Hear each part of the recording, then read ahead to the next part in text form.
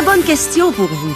Quelle traversée a exigé le plus de foi de la part du peuple d'Israël? Celle de la mer Rouge ou celle du fleuve du Jourdain?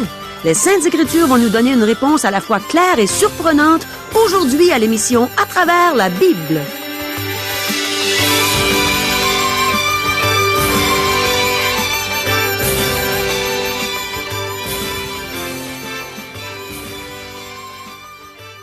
Chers auditeurs, pour en savoir davantage sur le contenu de cette émission, vous pouvez contacter en tout temps Radio Espoir via Internet à www.radioespoir.ca ou par téléphone, sans frais, au 1-877-l'Espoir, 1-877-537-7647.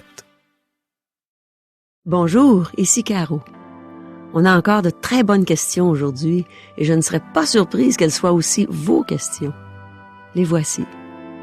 Devons-nous obéir à Dieu quand il nous enseigne de faire des choses qui vont à l'encontre des lois des hommes? Est-ce que Dieu est méchant lorsqu'il envoie quelqu'un en enfer? Est-ce que la foi véritable nous pousse à agir? Qu'est-ce qui exigeait le plus de foi de la part du peuple d'Israël? Traverser la mer Rouge ou traverser le fleuve du Jourdain? Comment nous identifions-nous au Seigneur Jésus? Comment la purification de nos péchés se fait-elle? Restez avec nous. La parole de Dieu va nous enseigner des choses merveilleuses, une fois de plus par la bouche du pasteur Régent Joly. On peut tellement voir la fidélité et l'amour de Dieu à travers tous ces bons enseignements qu'il nous donne régulièrement au cours de nos émissions. Demandons à Dieu de toucher nos cœurs par sa parole. Demandons-lui de se faire connaître à nous davantage. Prions. Oui, Seigneur, tu sais comment toucher nos cœurs. Tu nous connais, tu nous sondes et tu nous connais. Touche-nous par ta parole aujourd'hui. Fais-nous connaître davantage ce que tu es, quel Dieu merveilleux tu es, afin qu'on puisse mettre toute notre confiance en toi dans tout ce que tu nous demandes. Amen. À toi, Régent. Merci, Caro. À la dernière émission, nous avons vu Josué ordonner au peuple de faire des provisions avant de traverser le Jourdain. Une fois dans la terre promise, la manne cesserait. Cette manne est une image du Saint-Esprit. Tout comme les Israélites devaient cueillir la manne chaque jour, de même le croyant doit venir à Dieu dans la prière chaque jour, afin d'être rempli de l'Esprit. 2 espions furent envoyés pour explorer la ville de Jéricho et ses environs. Cette fois-ci, leur mission n'était pas de déterminer si la conquête était possible, mais de trouver la meilleure tactique pour la faire. Donc, nous n'avons pas la répétition de l'erreur faite il y a 40 ans lorsque 12 hommes furent envoyés explorer la terre promise. Les 2 espions furent cachés par Rahab, une prostituée dont la foi exemplaire est citée à 2 reprises dans le Nouveau Testament. Cette femme avait une foi agissante. Elle a secouru les espions au péril de sa vie. Une véritable foi est toujours agissante, chers amis. Maintenant, à la fin de la dernière émission, nous avons dit que nous répondrions à quelques questions. Pourquoi Rahab a-t-elle protégé les espions? N'a-t-elle pas manqué de respect aux autorités en trahissant son peuple? Doit-on approuver ce qu'elle a fait? Il faut obéir à Dieu avant d'obéir aux hommes. Quel beau principe que nous retrouvons dans la Bible. La Bible nous demande de respecter les autorités, et c'est ce que nous devrions faire. Les chrétiens devraient tous être des citoyens exemplaires, respectueux de la loi. Cependant, lorsque les lois de l'État contredisent la volonté révélée de Dieu, le chrétien doit obéir à Dieu. Ce fut le cas de l'apôtre Pierre et de l'apôtre Jean lorsque les autorités leur interdirent d'enseigner le peuple. Jugez s'il est juste, devant Dieu, de vous obéir plutôt qu'à Dieu, car nous ne pouvons pas ne pas parler de ce que nous avons vu et entendu. Actes chapitre 4, versets 19 et 20. Le croyant doit obéir à la parole de Dieu avant celle des hommes. Maintenant, laissons Rahab expliquer elle-même pourquoi elle a aidé les espions. Poursuivons notre lecture du livre de Josué, chapitre 2, versets 8 et 9. Avant que les espions se couchent, Rahab monta vers eux sur le toit et leur dit, « L'Éternel, je le sais, vous a donné ce pays. La terreur que vous inspirez nous a saisis, et tous les habitants du pays tremblent devant vous. » Rahab nous fait voir ce que pensaient les Cananéens en voyant Israël arriver. Ils pensaient qu'Israël allait s'emparer du pays. La population est terrorisée. C'est ce que Rahab dit aux espions. Elle était dans la situation idéale pour connaître toutes les rumeurs et voir l'état d'âme de la population en général. Verset 10. Car nous avons appris comment, à votre sortie d'Égypte, l'Éternel a mis à sec devant vous les eaux de la mer Rouge, et comment vous avez traité les 2 rois des Amoréens au-delà du Jourdain, Sihon et Og, que vous avez dévoués par interdit. Car nous avons appris comment, à votre sortie d'Égypte, l'Éternel a mis à sec devant vous les eaux de la mer Rouge. Quand est-ce que cela s'était produit? Bien, il y a 40 ans de cela, chers amis. Oui, pendant 40 ans, Dieu a donné aux habitants de Canaan l'occasion de venir à lui. C'est justement parce que Dieu voulait donner au peuple de Canaan le temps de se repentir qu'il a permis qu'Israël aille en captivité en Égypte. Leur captivité a duré 400 ans. À la 4e génération, ils reviendront ici, car l'iniquité des Amoréens n'est pas encore à son comble. C'est ce que nous lisons dans Genèse, chapitre 15, verset 16. En fait, ces peuples ont eu 420 ans afin de se repentir, afin de retourner vers Dieu. Admirez ici la grâce de Dieu envers le pécheur. Dieu est lent à la colère. Des érudits affirment que le Dieu de l'Ancien Testament est méchant, cruel et barbare. Cependant, en plus des 420 ans, Dieu leur a accordé un autre sursis de 40 ans. Pendant ce sursis, ils ont su comment Dieu a libéré son peuple de l'Égypte. Dieu n'a pas détruit des peuples qui n'avaient pas entendu parler de lui. J'ai une question à poser à ceux qui critiquent et qui jugent Dieu. Combien de temps aurait-il dû leur donner pour qu'ils se repentent? Nous avons toujours ce même Dieu. Il a affirmé clairement que ceux qui rejetteraient son Fils iraient en enfer, dans un lieu de perdition et de souffrance éternelle. Est-ce que cela vous surprend que notre monde civilisé rejette le concept de l'enfer? Lorsque le jugement viendra, il s'en trouvera pour affirmer que Dieu aurait dû donner à tous davantage de temps pour se repentir. Mes amis, Dieu nous a déjà donné plus de 2000 ans. Dieu est patient, lent à la colère et miséricordieux. Combien de temps voulez-vous qu'il nous donne encore? Le monde a eu plus de temps qu'il n'en faut pour se repentir. Et vous, chers amis, que faites-vous de cet appel à la repentance? Rahab a dit, « Nous avons appris. » Observez la réaction des habitants du pays. Josué, chapitre 2, verset 11. « Nous l'avons appris, et nous avons perdu courage, et tous nos esprits sont abattus à votre aspect, car c'est l'Éternel, votre Dieu, qui est Dieu en haut dans les cieux et en bas sur la terre. » Malgré qu'ils aient appris et cru qu'Israël prendrait le pays, ils ne se sont pas tournés vers Dieu. De nombreuses personnes, aujourd'hui, croient que la crucifixion est un fait historique. Ils croient que Jésus est mort et ressuscité. Cependant, cela ne les sauve pas. Qu'est-ce qui sauve une personne? Mettre notre entière confiance en Jésus-Christ pour nous sauver. C'est venir à Jésus et avoir une relation intime avec lui. C'est une décision, c'est un choix. Versets 12 à 14. Et maintenant, je vous prie, jurez-moi par l'Éternel que vous aurez pour la maison de mon père la même bonté que j'ai eue pour vous. Donnez-moi l'assurance que vous laisserez vivre mon père, ma mère, mes frères, mes sœurs, et tous ceux qui leur appartiennent, et que vous nous sauverez de la mort. » Ces hommes lui répondirent, « Nous sommes prêts à mourir pour vous, si vous ne divulguez pas ce qui nous concerne. Et quand l'Éternel nous donnera le pays, nous agirons envers toi avec bonté et fidélité. » La véritable foi est agissante. Non seulement est-ce que Rahab croit, mais sa foi la porte à agir en conséquence. C'est pourquoi elle a risqué sa vie pour aider les espions.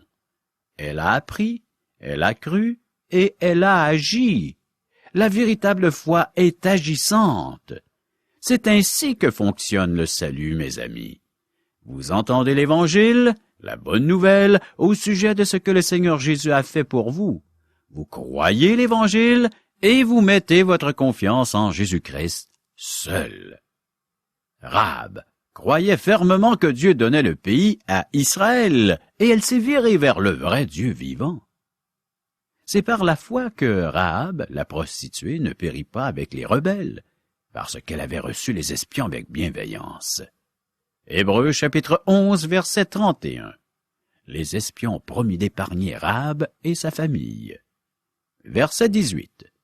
À notre entrée dans le pays, attache ce cordon de fil cramoisi à la fenêtre par laquelle tu nous fais descendre, et recueille auprès de toi, dans la maison, ton père, ta mère, tes frères et toute la famille de ton père. Si le roi de Jéricho s'était viré vers Dieu, il aurait été sauvé. En fait, si toute la ville avait cru en Dieu, elle aurait été épargnée. Maintenant, lisons le rapport des espions, versets 23 et 24. Les deux hommes s'en retournèrent, descendirent de la montagne et passèrent le Jourdain. Ils vinrent auprès de Josué, fils de Nun. Ils lui racontèrent tout ce qui leur était arrivé. Ils dirent à Josué, « Certainement l'Éternel a livré tout le pays entre nos mains, et même tous les habitants du pays tremblent devant nous. » Ce rapport est très différent de celui fait il y a 4 décennies. La question n'est pas de savoir si Israël entre dans le pays. La nation va s'en emparer. Les espions rapportaient les paroles de Rahab. Tous les habitants du pays tremblent devant nous. Traverser le Jourdain était un pas de foi majeur pour Israël. Il y a une 40aine d'années, le peuple avait échoué le test de leur foi. Traverser la mer Rouge pour aller dans le désert demandait de la foi, mais traverser le Jourdain demandait une foi encore plus grande, car une fois de l'autre côté, il était impossible de revenir sur ses pas. Une fois dans la terre promise, Israël devait faire face à l'ennemi, ses chariots et ses forteresses. La nation entière avait confiance en Dieu. Josué chapitre 3 versets 1 à 4. Josué s'étant levé de bon matin, partit de Sittim avec tous les enfants d'Israël. Ils arrivèrent au Jourdain, et là, ils passèrent la nuit avant de le traverser. Au bout de 3 jours, les officiers parcoururent le camp et donnèrent cet ordre au peuple. Lorsque vous verrez l'arche de l'alliance de l'Éternel, votre Dieu, portée par les sacrificateurs, les Lévites, vous partirez du lieu où vous êtes et vous vous mettrez en marche après elle. Mais il y aura entre vous et elle une distance d'environ 2000 coudées. N'en approchez pas. Elle vous montrera le chemin que vous devez suivre, car vous n'avez point encore passé par ce chemin. Dieu a ordonné à Josué et au peuple de traverser le Jourdain. Cette traversée fut très différente de celle de la mer Rouge. Lorsqu'ils ont traversé la mer Rouge, Dieu a frappé l'eau avec sa verge. Pendant la nuit, les eaux se sont reculées, mais la traversée du Jourdain fut un miracle plus grand. Si la rivière est petite pendant la saison sèche, elle déborde pendant la saison des pluies. Donc, leur traversée impliquait retenir les eaux qui coulaient vers la mer Morte. De plus, l'arche devait précéder le peuple d'une distance d'environ 1 kilomètre. L'arche devait être portée par les sacrificateurs qui devaient s'avancer jusqu'à la rivière et se tenir sur la rive. Verset 15. Quand les sacrificateurs qui portaient l'arche furent arrivés au Jourdain et que leurs pieds se furent mouillés au bord de l'eau, le Jourdain regorge par-dessus toutes ses rives tout le temps de la moisson. Les eaux qui descendaient d'en haut s'arrêtèrent et s'accumulèrent comme s'il y avait un barrage, alors que les eaux qui descendaient vers la mer Morte furent coupées. Il se forma un passage par lequel le peuple traversa le Jourdain. Dans ce pays, il y a 2 saisons de pluie, une au printemps et l'autre à l'automne. Les pluies printanières sont beaucoup plus abondantes. Cette traversée se fit au printemps. Il se peut que la population de Jéricho ait cru qu'il aurait fallu plusieurs jours, même quelques semaines, pour que le peuple traverse le Jourdain. La population ne se croyait peut-être pas en danger immédiat. Cependant, certains auraient pu se douter que quelque chose se produirait, surtout en pensant aux événements survenus 40 ans plus tôt. Versets 16 et 17.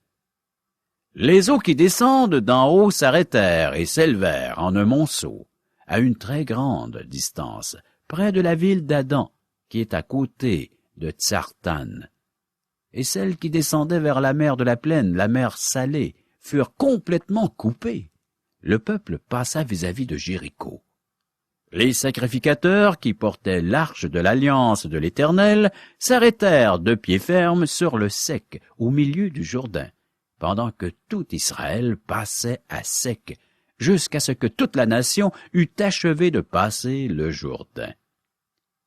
Les sacrificateurs se sont tenus au milieu de la rivière avec l'arche tant que tout le peuple n'eut traversé. Les Israélites traversèrent devant Jéricho, mais les eaux se sont accumulées jusqu'à Addan. Nous ignorons l'emplacement exact de cette ville.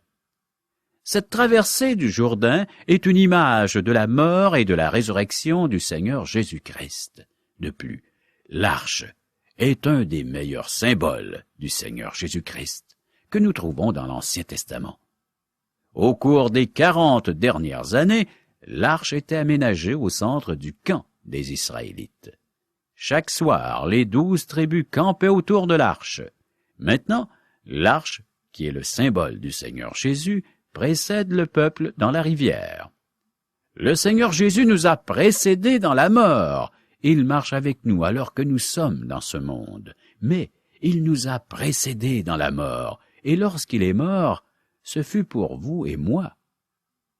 12 hommes sont désignés pour sortir 12 pierres du Jourdain. De plus, 12 autres pierres sont empilées au milieu du Jourdain afin de servir de monuments commémoratifs. Lorsque l'arche sort de la rivière, l'eau reprend son cours normal. Chapitre 4, versets 1 à 3. Lorsque toute la nation eut achevé de passer le Jourdain, l'Éternel dit à Josué, « Prenez 12 hommes parmi le peuple, un homme de chaque tribu. Donnez-leur cet ordre. Enlevez d'ici, du milieu du Jourdain, de la place où les sacrificateurs se sont arrêtés de pied ferme, 12 pierres que vous emporterez avec vous et que vous déposerez dans le lieu où vous passerez cette nuit. » C'est ce qu'ils firent. Elles devinrent aussi un monument commémoratif. Verset 8. Les enfants d'Israël firent ce que Josué leur avait ordonné. Ils enlevèrent 12 pierres du milieu du Jourdain, comme l'Éternel l'avait dit à Josué, selon le nombre des tribus des enfants d'Israël. Ils les emportèrent avec eux et les déposèrent dans le lieu où ils devaient passer la nuit.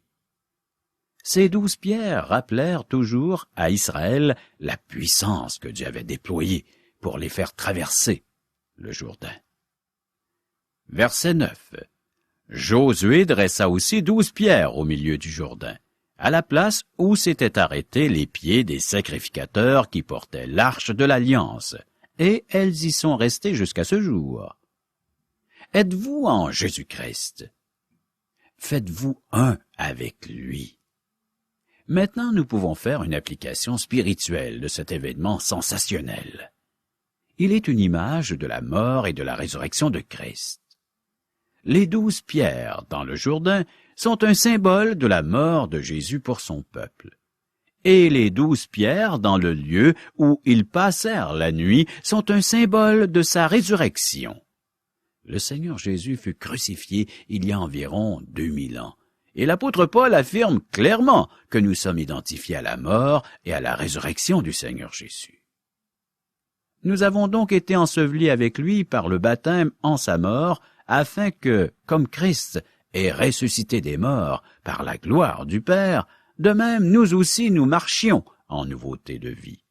Romains chapitre 6, verset 4. Nous sommes identifiés au Seigneur Jésus dans sa mort. Lorsqu'il est mort pour nous, pour moi, pour vous. Sa mort est notre mort. Lorsqu'il est ressuscité, nous sommes ressuscités avec lui. Aujourd'hui, nous sommes unis à un Sauveur vivant.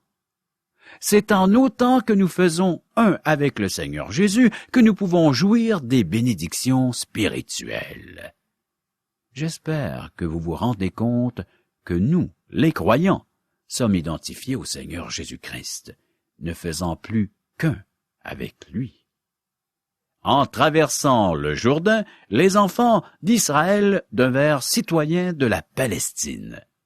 Un Juif qui est hors de la terre promise est appelé un Juif errant. Mes amis, lorsque vous avez accepté le Seigneur Jésus comme sauveur, sa mort est devenue votre mort, sa résurrection, votre résurrection. C'est pourquoi notre marche avec le Seigneur et la purification des péchés se fait par la foi. Tout comme, il n'y a pas si longtemps, les Israélites regardaient vers un serpent d'airain élevé sur un poteau pour être guéris d'une morsure d'un serpent venimeux. Aujourd'hui, nous regardons vers Christ crucifié et ressuscité pour avoir la victoire sur nos péchés compulsifs. Le Seigneur a réglé la question de notre péché à la croix. C'est par sa puissance que nous sommes purifiés. L'apôtre Paul a dit aux Éphésiens, « Mais Dieu, qui est riche en miséricorde, à cause du grand amour dont il nous a aimés, nous qui étions morts par nos offenses, nous a rendus à la vie avec Christ. C'est par grâce que vous êtes sauvés. Il nous a ressuscités ensemble et nous a fait asseoir ensemble dans les lieux célestes, en Jésus-Christ, afin de montrer dans les siècles à venir l'infinie richesse de sa grâce par sa bonté envers nous en Jésus-Christ. » Citation d'Éphésiens chapitre 2, versets 4 à 7. Oui, chers amis, lorsque le Seigneur Jésus est mort, il est mort pour nos péchés, afin que nous puissions avoir la vie. Lorsqu'il est ressuscité, sa vie est devenue notre vie. Nous sommes unis au Dieu vivant, nous sommes en lui, ne faisant plus qu'un avec lui. Mes amis, nous avons ici une grande vérité de la parole de Dieu. C'est ce que nous pouvons lire dans Romains chapitre 6, verset 5. En effet, si nous sommes devenus une même plante avec lui par la conformité à sa mort, nous le serons aussi par la conformité à sa résurrection. Cher ami, es-tu devenu une seule et même plante avec Jésus? Prochaine émission, Josué chapitre 4, verset 19 à chapitre 5, verset 15. Merci beaucoup, Régent. On a vu aujourd'hui que non seulement on est sauvé par la foi, mais notre marche avec Dieu se fait aussi par la foi. On doit regarder à Jésus en toute confiance pour avoir la victoire sur le péché. Mes amis, réalisez-vous la portée des derniers versets que Régent a lus aujourd'hui? Je peux tellement voir l'amour de Dieu dans ces versets. J'aimerais vous les relire. Je vous encourage à prendre votre Bible et de les lire avec moi. On va y aller tout doucement pour que ces paroles pénètrent dans nos cœurs, pour qu'on puisse réellement goûter combien le Seigneur est bon. C'est dans l'épître de Paul aux Éphésiens, au chapitre 2, des versets 4 à 7. Lisons ensemble. Mais Dieu, qui est riche en bonté, à cause du grand amour dont il nous a aimés, nous qui étions morts par nos offenses, nous a rendus à la vie avec Christ. C'est par grâce que vous êtes sauvés. Il nous a ressuscités ensemble et il nous a fait asseoir ensemble dans les lieux célestes en Jésus-Christ, afin de montrer dans les siècles à venir l'infinie richesse de sa grâce par sa bonté envers nous en Jésus-Christ. Retournons au début de ces versets. Dieu qui est riche en miséricorde. Mon ami, Dieu est riche dans sa manière de pardonner nos péchés. On est tous des pécheurs, mais il désire pardonner à chacun de nous tous nos péchés. Ensuite de ça, il dit « à cause du grand amour dont il nous a aimés ». Ça me fait penser à l'évangile de Jean, au chapitre 3, verset 16. Tu connais peut-être ce verset par cœur, car Dieu a tant aimé le monde qu'il a donné son Fils unique, afin que quiconque croit en lui ne périsse pas, mais qu'il ait la vie éternelle. Mon ami, connais-tu un plus grand amour que ça? Et ensuite, il nous dit, nous qui étions morts par nos offenses, il nous a rendus à la vie avec Christ. C'est par grâce que vous êtes sauvés. As-tu reçu cette grâce, ce cadeau de la vie éternelle? Es-tu né de nouveau? As-tu mis toute ta confiance en Jésus seul pour le pardon de tes péchés et le don gratuit de la vie éternelle? Et ensuite, il dit, il nous a ressuscités ensemble et il nous a fait asseoir ensemble dans les lieux célestes en Jésus-Christ. Si tu as reçu ce don de la vie éternelle, si tu es devenu un enfant de Dieu par la foi en Jésus, tu es déjà assis avec lui dans les lieux célestes. Tu peux déjà goûter à sa présence, vivre dans son amour. Puis il termine en disant, afin de montrer dans les siècles à venir l'infinie richesse de sa grâce par sa bonté envers nous en Jésus-Christ. Paul parlait il y a environ 2000 ans avant aujourd'hui. Il parlait des siècles à venir et le salut s'est rendu jusqu'à nous, mon ami. Il accorde encore sa grande bonté à tous ceux qui viennent à lui en passant par son Fils Jésus. Crois au Seigneur Jésus et tu seras sauvé. Repens-toi, détourne-toi de ta vie de péché et accepte Jésus comme ton Sauveur et ton Seigneur et tu vas recevoir le don gratuit de la vie éternelle. Cher ami, tu viens d'entendre ce message. Il y a peut-être des choses plus ou moins claires à ton esprit. Nous sommes prêts à prendre du temps avec toi et de pouvoir les expliquer. Quand j'entends un message pour la première fois, c'est pas toujours clair pour moi. J'ai besoin d'être éclairé de nouveau. Et c'est comme ça que toi, tu peux recevoir cet enseignement. Appelle-nous, il y a quelqu'un qui va te le réexpliquer, puis tu vas le comprendre. Aussi simplement que ça. Nous avons des gens disponibles en tout temps.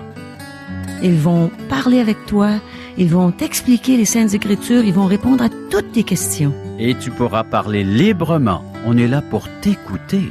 Tu peux être sûr, on va écouter ce que tu as à dire. Et si tu es souffrant, mais c'est le temps de le partager avec nous. Parce que la parole de Dieu a de belles consolations pour toi. Parle-leur à cœur ouvert. Dis-leur le fond de ta pensée. Oui. Fais-toi connaître. Et tu vas connaître en même temps ton grand Dieu, ton Dieu merveilleux. Appelle. Pour nous rejoindre, au téléphone. 1-877-l'Espoir. 1-877-537-7647. Ou à notre adresse courriel www.radioespoir.ca ou à l'adresse postale. Radio Espoir, casier postal 34 143, Charlesbourg, Québec, G1G 6P2. Bonne fin de semaine à tous. Et à lundi.